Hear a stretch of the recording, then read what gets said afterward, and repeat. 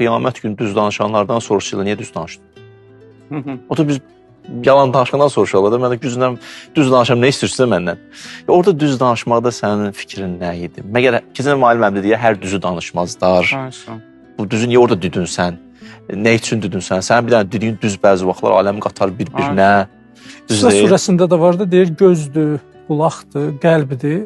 Öz etiqad bağladığından soruşulacaq. Kullu ulaka kana anhum məs'ula.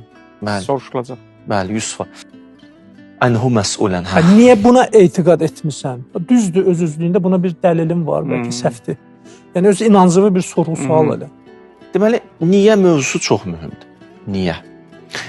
Ki, yəni birinci sualda niyyədir də. Yəni mən nə üçün bunu edirəm? Bu necə edəcəmdən mühüm niyə? Bu kitabı oxuyuram, nə üçün bu kitabı oxuyuram? Bu sual qoyulmalıdır ilk öncə. Bəzi vaxtlar bu prestij üçün olur. Siz demişkən, filan kəslər o romanı oxuyur, mən də oxuyuram. Məsələn, o deyəndə sabah mən də deyim ki, mən də oxumuşam.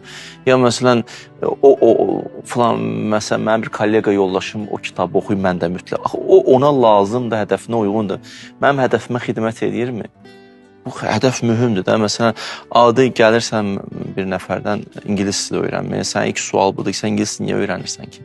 Danışmaq üçün öyrənsən, sənin üçün ayrılan bir qaydalar var. Bu kitabı oxuyacaq, bunu oxuyacaq, bir dialoq quracaq. Amma yox, sən ali səviyyədə, məsələn, universitetə daxil olmasan, daha çox köklənir, qrammatikaya basan. Bu niyə çox mühümdür də?